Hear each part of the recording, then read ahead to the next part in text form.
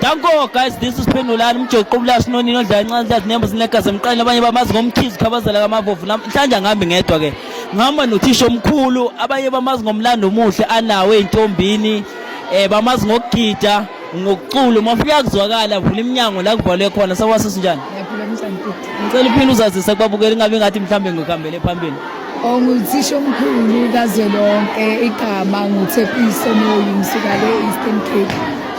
So sisicela ukubuza ukuthi namhlanje sikuphi Sise camping la sise ngeNqini. igama le camp Lalela chichi. Okay, lalela chichi siku winter welcoming camp. Okay guys, ngiyazi ukuthi nimbuzo enayo for sicela nifake ku inbox noma ningifakele yona kuma comment. Sicela ukwazi ukuthi namhlanje how was the camp? Camp beyimnandi kakhulu.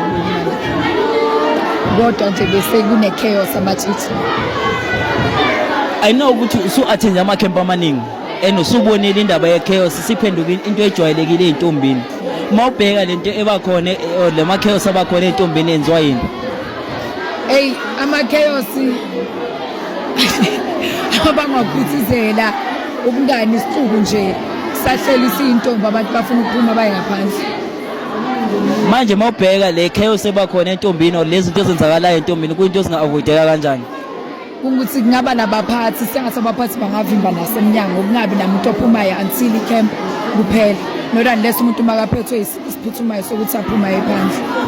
Isimo sabaphansi songabambisani mawubheka yiso senza ukuthi nalento le chaos ebakhona emicimbini or emacampini ingaba controleki. Yebo ngiyacabanga ngoba abaphathi basuke bayihlalele babheka ukuthi sikhona sibadala sizokwazi ukucontrola okungixakayo ukuthi kube khona laba abadala futhi kuba yibo abakhosi chaos.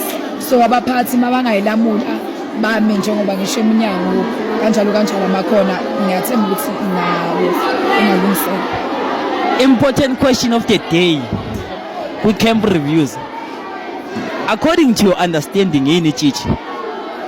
Ichichi umuntu oyiphethe kahle, umuntu ongakaze ayibandakanye nomfana. Umuntu nje oseyiphethe kahle. Ningamhlafuni guys angithi siyasho ukuthi according to understanding yakhe ngounderstanda kwakhe. Ngicela kunabantu abakulandelayo, abakuthandayo, abakubukelayo misa namalanga. Ngicela namhlanje bashile imiyalezo labo bantu labo babukela kuwena. Ngiwuthisha omkhulu kazwelonke ngicela nazi ukuthi ngiyanithanda, ngicela niqhubeke ngesupport eningipha yona nothando enginika lona. Nami ngiyanithanda kakhulu futhi kakhulu nje. Okay guys, thank you. Now I'm signing out. Ngiyabonga and cut.